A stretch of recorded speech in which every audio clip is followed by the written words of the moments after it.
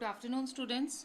Today we will discuss about the problems based on divisibility. Okay.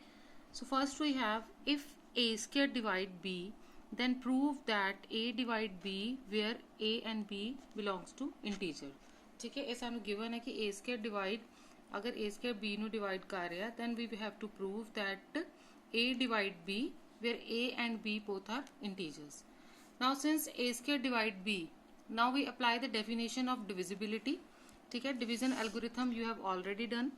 Then if a divides b, then of course there exists an integer k such that b equals to, ठीक है, तो आप लिख सकते हैं b equals to ka square. ठीक है, b equals to ka square. So we write ka. ठीक है, सो इन्हों आप लिख सकते हैं ka equals to k prime a. ठीक है, वेयर k डैश साडे को की है ka. सो आप प्रूव करता कि b equals to k dash a. So इथों according to as from here it is clear according to division algorithm that a divides b because there exists an integer k dash. Okay, now next problem हमारे पास है this one. Next second one is show that 2 raised to power 2 to the power n plus 1 is divisible by 5 for a positive odd integer.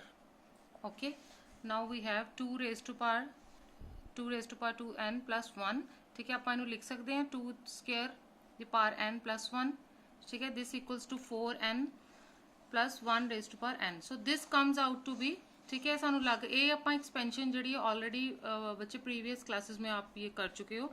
x raised to power n plus y raised to power n equals to, we all know that this equals to x plus y, x raised to power n minus 1, then negative x n minus 2 y plus x n minus 3, then y the power increase हो जाएगी. Similarly other terms आएंगी. Now from here we have x equals to 4 and y equals to 1.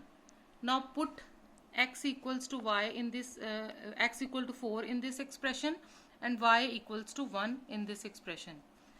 By putting we get 5k. ठीक है, so we have 2 raised to power n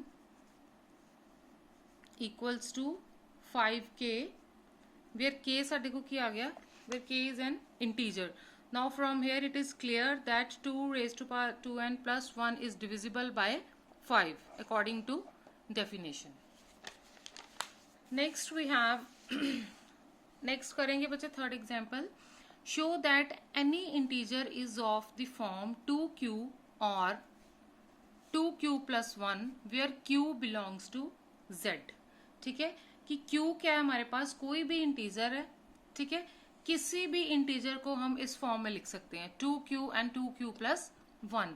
अगर odd even integer हो तो हम 2q लिखेंगे, अगर odd integer है तो 2q plus 1.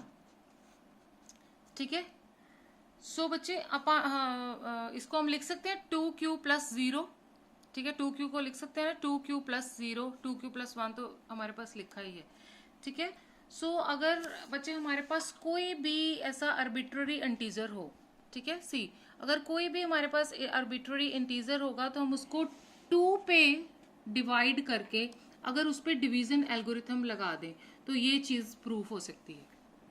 लिसन केयरफुली कि अगर हमारे पास कोई भी आर्बिट्ररी इंटीजर हो, ठीक है, और उसको हम ढंग से पकड़ो और उसको हम 2 पे डिवाइड करके, ठीक है, डिवीजन एल्गोरिथम लगाएं, ठीक है, तो ये हमारे पास ये चीज बन जाएगी.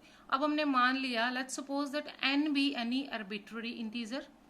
ठीक है, then by division algorithm for 2 and n, because 2q हमने बनाना ना, यहाँ 2q प्लस, दैट्स वाई आप डिवाइड कर रहे हैं 2 and n. There exist unique integers q and r such that according to division algorithm क्या आएगा, n equals to 2q plus r. अब डिवाइड किसको डिवाइड करना है, ऑब्वियसली हम n को ही डिवाइड करेंगे ना, n को ही हम लिखना चाह रहे हैं ना इस फॉर्म में, जो आर्बिट्ररी इंटीजर लिया है उसको ही हम लिखना चाह रहे हैं ना 2q और 2q plus 1 की फॉर्म में. सो डेफिनेटली n को ही हम 2 पे डिवाइड करेंगे. ठीक है, और 2 हमारे पास क्या है, पॉजिटिव इंटीजर है. ठीक है, हम 2 पे डिवाइड कर रहे हैं, आर बच्चे डेफिनेटली जो होगा इसलिए 2 से क्या होगा, छोटा ही होगा, ठीक है। सो एन को हमने क्या लिखा, 2q plus R according to division algorithm, where we have R क्या है, ग्रेटर देन इक्वल टू 0 और आर किससे छोटा होगा, लेस देन 2। अब आर के लिए हमारे पास कौन कौन सी चॉइसेस है, यहाँ तो आर इक्वल टू 0 होगा, है ना, और यहाँ आर जो है अपना छोटा 2 से छोटा होगा, 0 से बड़ा होगा। It means we have only one choice, R equals to 1, ठीक है। सो आर के लिए हमारे पास कितनी चॉइसेस बची हैं, वी हैव ओनली 2 चॉइसेस, ठीक है। सो हम इसको लिख सकते हैं बच्चे, इधर n इक्वल्स टू 2q, यहाँ पे जब आप r को 0 पुट करोगे तो हमारे पास n क्या आ जाएगा, 2q, जब r को 1 पुट करोगे तो क्या आ जाएगा, n equals to 2q plus 1 and where q belongs to integer, ठीक है।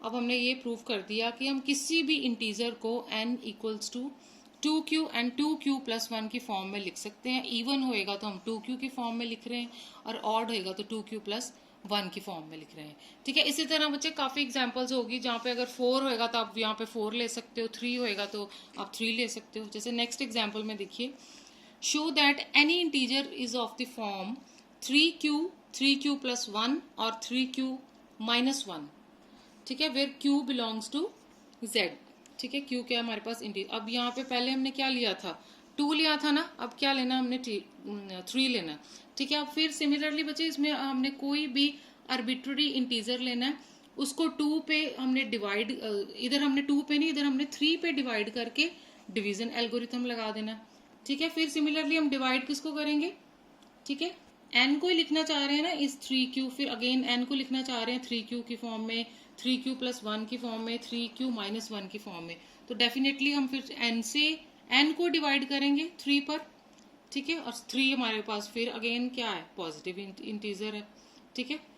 सो हमने क्या ले लिया, दोबारा से n को ही लिया arbitrary integer, then by division algorithm for n 3 and n according to definition there exist unique integers q and r such that n equals to 3q plus r, ये डिवीजन एल्गोरिथम ही use किया, कोई नई चीज नहीं use की।